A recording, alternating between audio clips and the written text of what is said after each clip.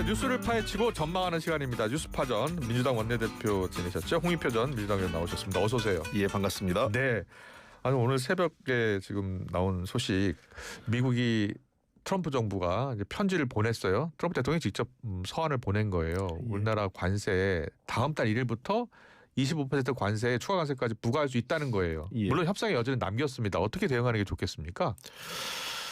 글쎄요, 이제 예. 솔직히 얘기하면 딱히 그 뚜렷한 협상 전략을 찾기가 쉽지 않아 보여요. 그래요? 예. 네, 왜냐하면 트럼프 정부의 지금 관세 협상, 그러니까 우리나라뿐만 아니라 모든 나라하고 하는 방식은 거의 일방주의예요. 그렇잖아요. 예. 예. 그러니까 통보하고 안 받으면 우리 추가 보복할 거야. 아니, 우리 보고 이런 무역 식의, 장벽 예. 없애라고 하는데 우리가 무역 장벽이 있어요? 그러니까 예를 들면 이런 겁니다. 미국 자동차가 국내에 안 팔려요. 많이. 예. 상대적으로 뭐 일부 팔리지만 국내 외국 시장 점유율을 보면 제일 많은 게 독일계 자동차하고 일본 자동차가 많고. 우리 정부가 막은 건 아니잖아요. 그렇습니다. 예. 그러니까 그건 뭐 사실은 미국 자동차의 뭐 어떤 기능이나 성능 또 뭐 이런 소비자 선호 이런 거에 영향을 받은 건데 미국이 그런 얘기를 계속 하는 겁니다. 왜 미국의 현대자동차는 많은데 예.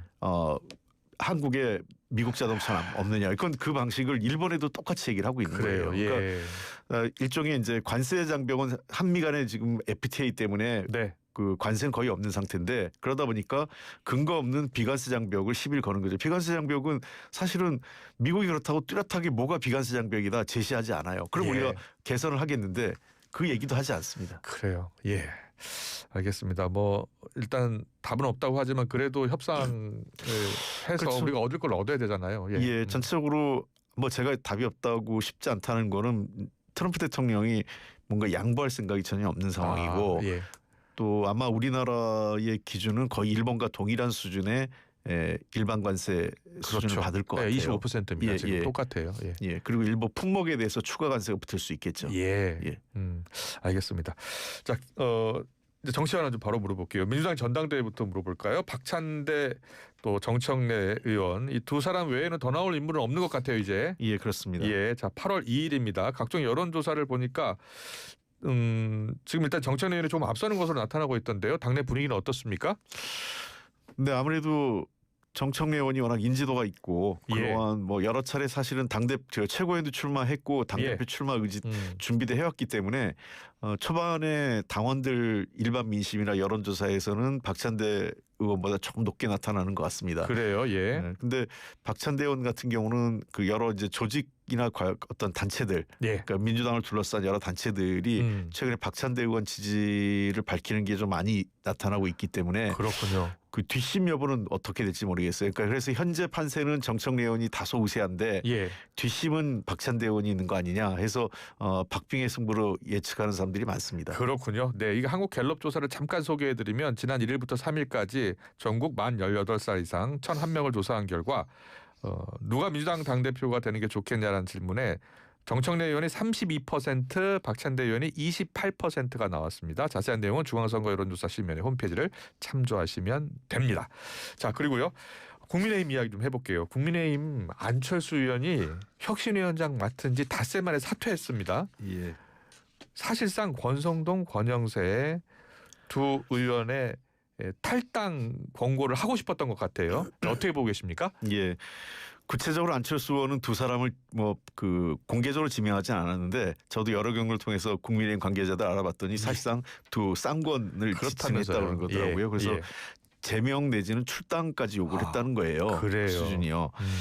근데 사실은 이것은 송원석 지금 원내대표 겸 비대위원장 입장에서는 받을 수 없는 카드죠. 어떤 의미에선 태생적으로 그 송원석 원내대표가 출범하는데 가장 큰 그 이제 뒷받침이 된 그 뿌리가 친윤 당권파 아니겠어요? 그래요. 예. 송원석 원내대표 입장에선 그 쌍권을 자른다는 것은 친윤 당권파하고 결별할 마음이 없는 한 불가능한 거기 때문에 그래요. 안철수 의원의 주장을 수용할 수 없었고 두 번째는 혁신위 구성 과정에서도 안철수 의원의 뜻이 관철되지 않은 것 같아요. 네. 본인이 원했던 사람 한두 명 정도가 그 수용이 안 됐고 예.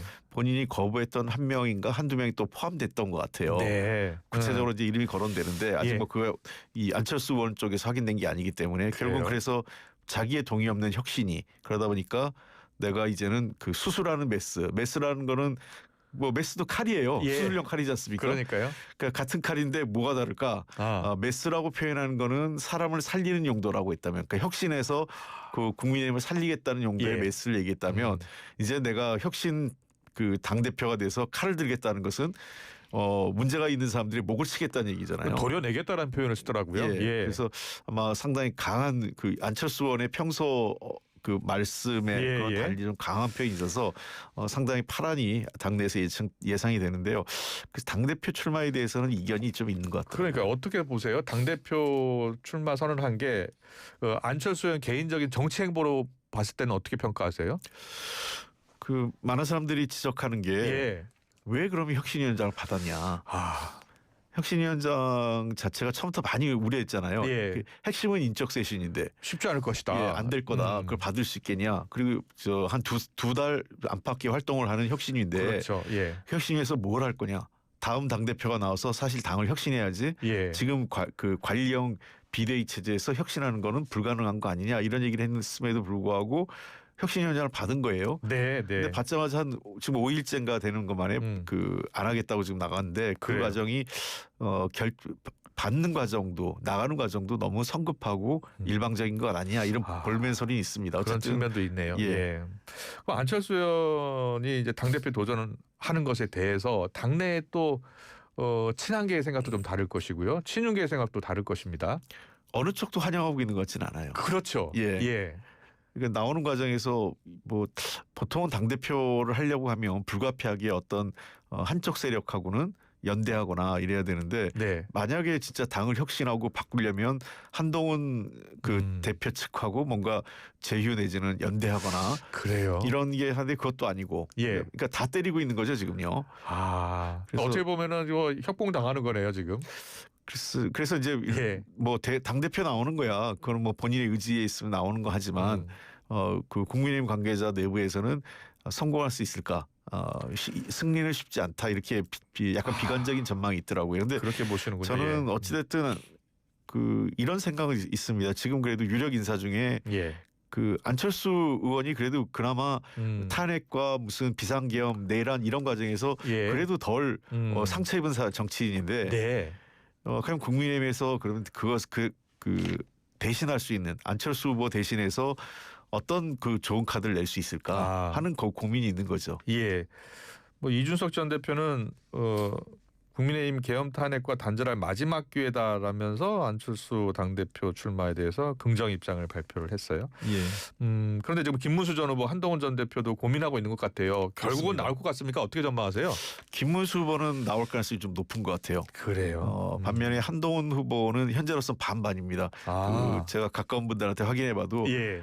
확답을 못 주더라고요. 그래서 아마 좀 더 고민하고 있다 이런 정도 얘기를 하는 걸 봐선 예. 내부에서 나가서 당을 장악하자는 사람도 있고 예. 최근에 너무 많이 출마했기 때문에 예. 이런 어떤 그 출마에 대한 피로감 그래서 당분간은 약간 쉬면서 그 어떤 충전하고 뭐 역량을 강화하거나 뭐 이런 시간이 필요한 거 아니냐 이런 얘기도 있습니다. 네. 자, 뭐 여러 현안 가운데 윤석열 전 대통령 구속영장 청구 소식을 좀 가볼게요. 내일 오후 2시 15분에 영장 실질 심사를 갖게 된다고 해요. 윤 전 대통령이 직접 출석을 할 것으로 좀 전해지고 있고요. 윤 전 대통령의 재구속 가능성에 대해서는 어떻게 보세요? 뭐 제가 법조인이 아니니까 제가 뭐라고 할 수 없는데 제가 그 의견을 들은 법조계 인사들의 상당수는 구속될 것 같다라고 전망을 하더라고요. 그래요. 예.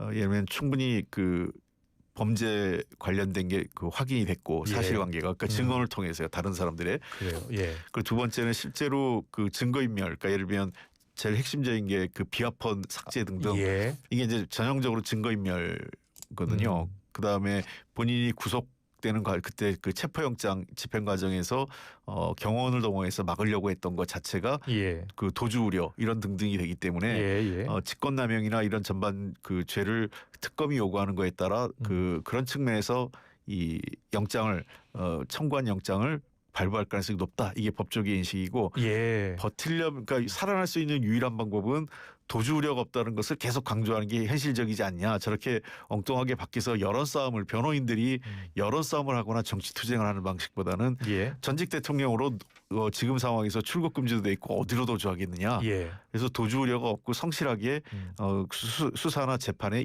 임하겠다. 이렇게 얘기하는 것이 유일하게 구속을 면할 수 있는 것 아니냐. 이렇게 그게 법조계의 시각이더라고요. 그래요. 근데 윤 전 대통령이 이번엔 직접 출석을 할 것이라는 거예요. 예. 그동안에 이제 좀 방어적인 모습을 보였었는데 직접 출석해서 이야기하겠다. 어떻게 보셨어요? 그만큼 이제 그 위기 의식을 느끼는 거죠. 아. 그리고 위기 의식을 느끼고 전직 대통령이 나와서 직접 호소하는 것은 어쨌든 그 재판부 그 영장 발부를 담당하는 재판부에 상당한 부담은 되겠죠. 예. 그러나 이제 제가 보기에는 지금 현 단계에서는 그럼에도 불구하고 많은 사람들이 영장이 그대로 청구된 영장이 발부되지 않겠느냐. 예. 이게 그 법조인들의 중론이더라고요. 그래요. 예.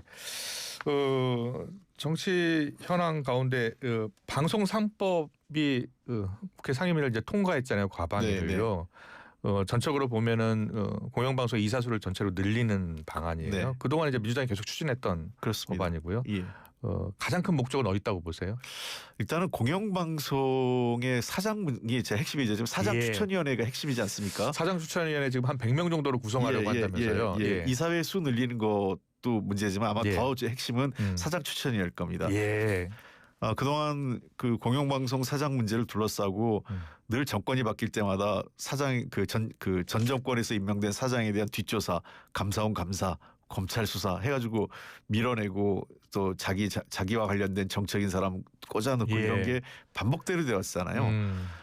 뭐 이게 뭐 지금 몇 개의 정권을 거치면서 지금 이어져 온 거기 때문에 이번에는 그 좀 더 그 관련 단체 또는 국민들의 공론화 과정으로 맡기자 이런 취지에서 사장 추천회를 그 한 100여 명 정도로 늘려서 예. 거기서 공론화 방식으로 하자라는 거기 때문에 네. 저는 그 자체에 대해서는 뭐 저도 사실 그 법안에 대해서 꽤 제가 방송특위 위원장도 했었거든요. 네. 언론개혁특위위원장 그 국회에서. 그때도 이 안에 대해서 꽤 심도 있게 논의가 됐어요. 저는 그래요? 그렇게 제도 자체가 나쁘다고 생각하지 않습니다. 여야가 같이 협의를 했던 겁니까? 그렇습니다. 그래서 그 사장추천위원회 정도를 국민에게 그리고 관련 단체들에게 예. 그래서 저는 정당과 그 정권, 그러니까 대통령과 그 주요 정당이 개입을 최소화하는 방식으로 개정하는 것 자체에는 동의를 합니다. 다만 이제 중요한 건 그럼에도 불구하고 그러면은 그런 추천위원회 100여 명을 구성할 때 누가 어떤 방식으로 추천할 거냐. 예. 그리고 이사회를 늘릴 때 지금 늘어난 이사를 그럼 어떤 방식으로 그러니까 다수 의석을 가진 정부 여당한테 유리한 사람으로 살게 할 거냐 아니면 어떻게 할 거냐는 건데 저는 가능하면 언론 그 현재 그 있는 언론 단체들 있지 않습니까? 네. 학회 예. 이런 쪽으로 그 몫을 돌리는 게 어떨까 하는 생각입니다. 그래요. 근데 국민의힘은 이 정부가 방송장을 하려는 것 아니냐, 또 밀실 위한 법안 전면 폐기해야 된다라고 주장하고 있는데 그때 여야 같이 협상했었다면서요? 물론 이제 이 안에 대해서 그 당시에도 국민의힘이 반대한 건 맞는데요. 예. 근데 국민의힘 입장에서 돌이켜 보면 이재명 대통령이 정말 방송장을 하고 싶으면 지금 제도가 훨씬 편해요.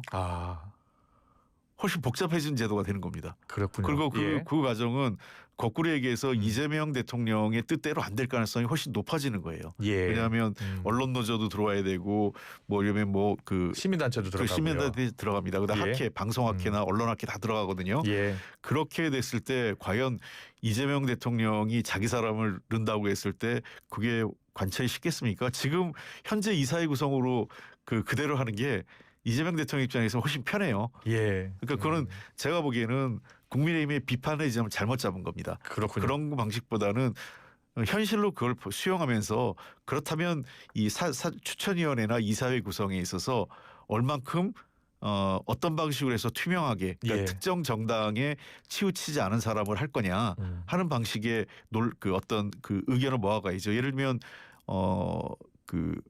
어떤 위원회에서 3분의 2 이상의 동의를 못 받으면 예. 안 되는 걸로 하면 예. 좀 더 치우친 사람, 극단적인 사람은 방송에 못 들어가겠죠. 알겠습니다. 특위위원장을 하셔서 아주 내용을 깊게 알고 계셔서 좋네요. 예. 그리고 검찰 개혁안 관련해서요. 지금 검찰 개혁 추진에 속도를 내고 있는데 민주당이 당 검찰 조작 기소 대응 TF를 출범시켰어요. 근데 이 진상규명 대상에 대북 송금 의혹 사건도 들어가고 대장동 개발 비리 의혹 사건도 들어가고 김용전 민주연구원 부원장 불법 정치자금 수사건도 들어가요. 어떻게 보고 계십니까?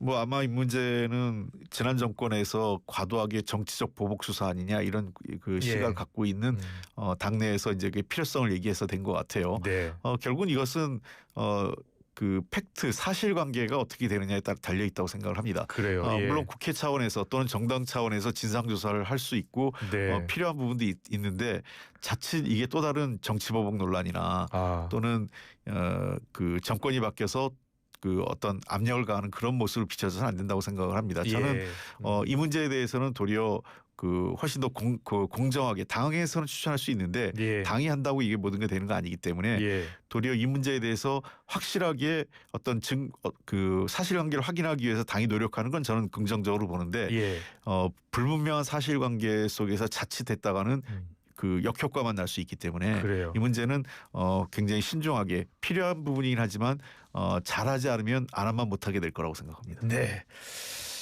잘 들었고요. 저 민생 쿠폰, 민생 소비 쿠폰 이야기 해볼게요. 지금 그 부산 국민의힘 박수영 의원이 그 부산 그 해수부 이전 감사하다, 산업은행 같은 공기업 뭐 이전 감사하다 하면서 지원금 25만 원 필요 없다라고 SNS에 글을 올리면서 논란이 됐거든요. 근데 지금 논란이 더 확산되는 이유가 글을 또 올린 거예요.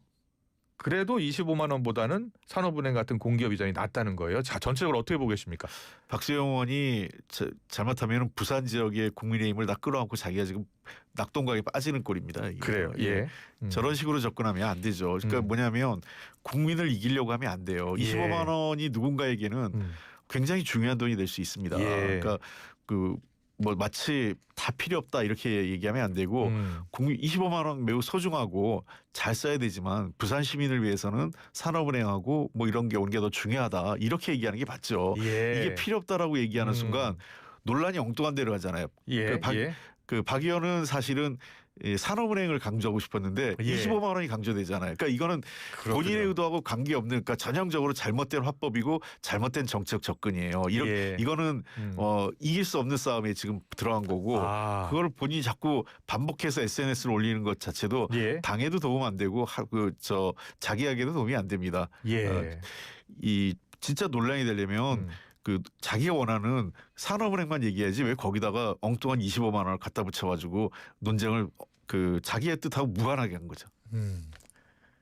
그러면 어떻게 추가 대응을 하면 할수록 더 논란에 더 빠질 수 있다는 거네요. 그렇습니다. 이때는 지금 많이 맞았으니까 가만히 침묵하고 있는 게 제일 좋습니다. 말을 하면 할수록 계속 또 두들겨 맞아요. 그러면 본인 벌써 정치자금 후원해달라는 SNS 올린 것도 지금 논란이 되고 부산 시민은 25만 원 필요 없는데 당신은 정치 후원금 필요하냐 이런 논란이 계속 희화가 되잖아요. 그렇군요. 저거는 본인은 뿐만 아니라 동료 의원이나 국민의힘 전체 피해를 주는 거기 때문에 이쯤에서 더 얘기 안 하는 게 최선입니다. 네. 뉴스 파전 여기까지 듣겠습니다. 홍익표 전 의원과 함께했습니다. 잘 들었습니다. 고맙습니다. 수고하셨습니다. 춤과 노래를 즐기는 장수마을 가고시마의 100세 어르신들. 건강 비법은 흑초. 100세 시대 골골백세냐 생생백세냐는 지금 결정됩니다. 늦기 전에 샘표 흑초하세요. 매일매일 흑초 습관. 샘표 흑초 100년 동안.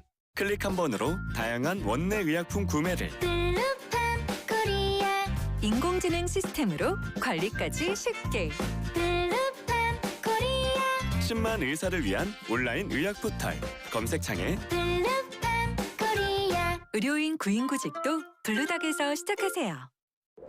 아크릴 모든 것 에드피 아몰 판촉물 굿즈 모든 것 에드피 아몰 신사출력 모든 것 에드피 아몰 에드피 아몰 에드피 아몰 다양한 기프트 판촉물도 에드피 아몰 합성 목재 예스팀바 산책로, 야외 데크, 울타리, 사이딩, 전원주택 인테리어까지 다양한 형태로 활용이 가능한 친환경 합성 목재 예스팀바. 우수한 품질의 정부 조달 우수 제품 나무 느낌 그대로.